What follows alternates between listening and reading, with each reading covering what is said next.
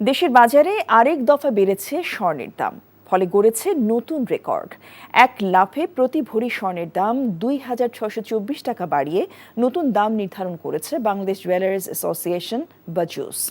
এতে করে সবচেয়ে ভালো মানের বা ২২ ক্যারেটের এক ভরি স্বর্ণের দাম বেড়ে দাঁড়িয়েছে ১,৬৭,৮৩৩ টাকা।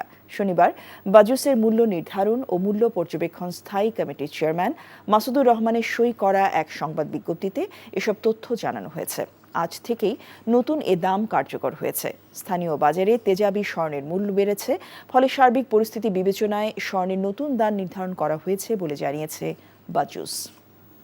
বান্ডেল থাকলে প্রতি সেনমানিতে টাকা বাঁচবে। বিকাশ সেনমানি বান্ডেল কিনে জিতুন প্রতি লেনদেনে।